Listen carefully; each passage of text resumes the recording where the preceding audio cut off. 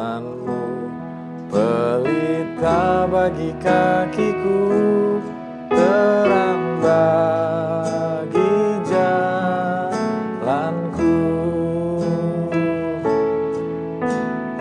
Firman-Mu, pelita bagi kakiku, terang bagi jalanku.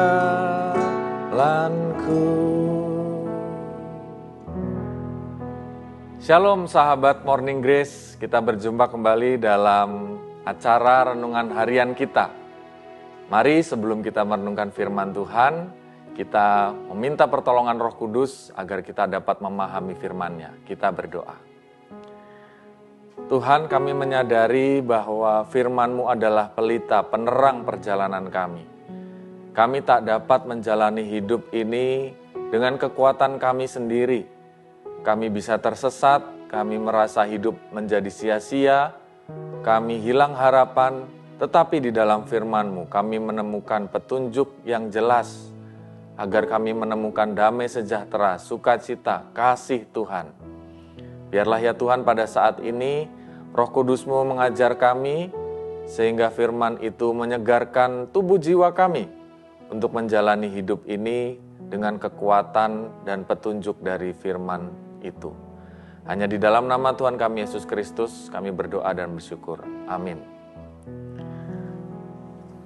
Sahabat Morning Grace, kita akan merenungkan firman Tuhan yang diambil dari Yosua 1 ayat 8. Janganlah engkau lupa memperkatakan kitab Taurat ini, tetapi renungkanlah itu siang dan malam, supaya engkau bertindak hati-hati sesuai dengan segala yang tertulis di dalamnya. Sebab dengan demikian perjalananmu akan berhasil dan engkau akan beruntung. Saudara yang dikasih oleh Tuhan, satu kali dalam sebuah kisah nyata adalah seorang penjahat kelas berat dijatuhi hukuman seumur hidup. Ia dijebloskan ke dalam sebuah sel penjara bawah tanah. Sel itu sungguh-sungguh seperti kubur bagi dirinya dan semua harapannya. Di salah satu sudut dari sel penjara itu tidak sengaja, ia menemukan sebuah buku. Buku ini rupanya merupakan peninggalan dari seorang penghuni sel sebelumnya. Maka dia bertanya-tanya, buku seperti apa ini sehingga orang sebelumnya bisa keluar dari tempat ini. Mungkin orang sebelumnya juga sama seperti dirinya, ditahan seumur hidup di dalam penjara. Iseng-iseng ia membaca buku yang sudah kumal atau sudah kuno itu. Ternyata itu adalah sebuah kitab suci Perjanjian Baru. Karena tidak ada kegiatan lain, buku itu dibacanya dari waktu ke waktu. Mula-mula ia merasa tidak punya pilihan. Tetapi lama-kelamaan ia sangat menyukainya, bahkan mencintai buku itu. Ketika ia membaca bagian dari kisah kubur kosong dan kebangkitan Yesus, hatinya merasa tersapa dan tersentuh. Ia membayangkan bahwa selnya seperti kubur kosong yang Yesus miliki itu. Sekali kelak, kehidupannya juga merasa harusnya ia bisa merasakan kebangkitan hidup dan kubur yang kosong itu. Ia pun merasa bahwa ia punya harapan memiliki hidup baru seperti yang Yesus alami. Ia merasa sedih kalau seandainya ia harus berakhir hidupnya di dalam penjara itu. Maka ia bertekad untuk mengubah hidupnya, dan kitab suci Perjanjian Baru itu adalah petunjuk bagi hidupnya. Secara tidak disangka satu hari ia mendapat pengampunan. Ia boleh keluar dari kubur selnya dan bangkit sebagai pribadi yang baru. Karena banyak orang yang merasakan perubahannya. Dan juga secara hukum akhirnya ia beroleh kebebasan karena perilakunya yang semakin baik. Setelah itu hidupnya sungguh-sungguh baru. Selanjutnya ia dikenal dan terkenal bukan sebagai seorang penjahat kelas berat lagi, tetapi sebagai seorang pejuang kemanusiaan yang gigih dan seorang pelopor perubahan, pembaruan penjara-penjara di Amerika Serikat, agar tidak lagi menjadi kubur yang memenjarakan orang-orang yang berada di sana. Orang itu bernama Star Daily, sebuah buku kitab kecil. Kitab Perjanjian Baru telah dipakai Tuhan untuk mengubah jendela dunianya menjadi terbuka melihat kasih Tuhan, melihat harapan, dan membuat hidupnya menjadi bermakna dan indah. Semuanya itu dapat terjadi ketika Tuhan membiarkan dia yang dipenjara dalam sel bawah tanah itu merasa sepi sendirian ditemani oleh satu buah buku kecil Kitab Perjanjian Baru, justru menjadi saat-saat yang berkualitas dengan Tuhan. Dengan cara itu Tuhan mengubahkan hatinya, akhirnya ia mengenali pribadi Yesus dan memiliki harapan kembali. Saudara, pertanyaannya apakah kita sudah berjumpa Yesus melalui firman-Nya?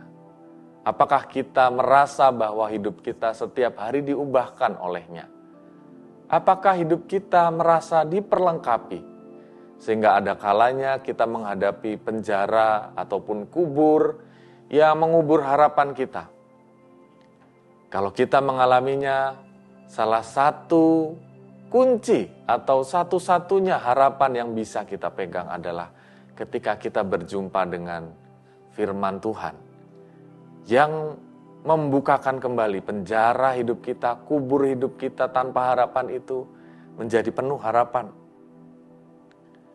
Dan di dalam apa yang kita baca tadi, di dalam Yosua, kita melihat bahwa kita perlu merenungkan firman Tuhan siang dan malam, bertindak sesuai dengan apa yang tertulis di dalamnya, sebab dengan demikian perjalananmu akan berhasil dan engkau akan beruntung.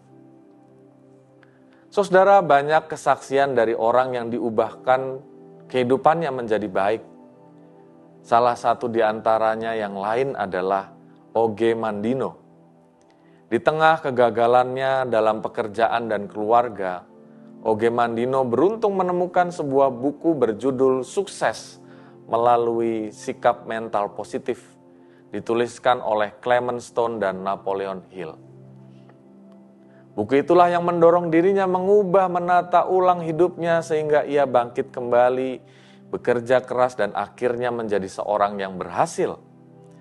Dalam buku-buku yang ditulisnya berjudul Penjual Terhebat di Dunia dan Keajaiban Terhebat di Dunia, ia mengatakan bahwa musik, karya seni, buku dan drama diciptakan bukan oleh seorang komponis atau pelukis atau pengarang atau dramawan, melainkan diciptakan oleh Tuhan melalui anak-anaknya dan digunakan oleh Tuhan untuk berkomunikasi dengan kita.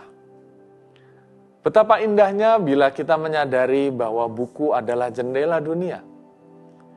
Alkitab adalah salah satu buku yang mendapatkan penghargaan buku terlaris sepanjang masa. Pertanyaannya adalah apakah kita mempergunakan jendela-jendela hidup, gemar untuk membaca sebagai gaya hidup kita, agar kita dapat mengenali hal-hal yang baik, bahkan mengenali kasih Kristus melalui kitab suci kita. Kitab suci itu bisa kita akses dalam kemajuan zaman ini melalui ayat-ayat rohani dalam sosial media kita, melalui berbagai renungan kehidupan yang dituliskan oleh anak-anak Tuhan. Khususnya ketika kita merasa sedih, terpuruk, gagal, putus asa, maka bacalah buku-buku yang bermutu sebagai jendela dunia. Teristimewa Alkitab dan buku-buku rohani sebagai jendela dunia untuk kita menemukan kedamaian, kebaikan, kebijaksanaan, dan pengenalan perjumpaan dengan Tuhan. Sehingga kita dapat merasa kita sedang berkomunikasi, bercakap-cakap dengan Dia melalui tulisan-tulisan yang Tuhan wariskan. Tuhan memberkati kita. Amin. Mari kita bersaat teduh. Ya Tuhan, kami bersyukur bila pagi ini kami diingatkan kembali bahwa orang-orang yang telah mendahului kami, bahkan yang masih hidup, mewariskan nilai-nilai yang begitu indah melalui buku-buku sebagai jendela dunia. Dan firman Tuhan wariskan kepada kami turun-temurun sebagai sebuah penuntun agar dalam perilaku kami menemukan keberhasilan dan keberuntungan seperti yang dituliskan dalam Yosua 1 ayat 8. Biarlah kami ya Tuhan rindu terus belajar firman Tuhan setiap hari Minggu di gereja. Bahkan mempergunakan waktu-waktu kami di sosial media dan berbagai kesempatan lain untuk mendalami firman Tuhan, untuk membaca firman Tuhan, merenungkannya. Di dalamnya kami menemukan petunjuk yang membuat kami beruntung, berhasil, dan bersukacita dalam tuntunan Tuhan. Terima kasih ya Tuhan. Inilah doa dan permohonan kami kepadamu. Di dalam Kristus kami berdoa dan bersyukur. Amin.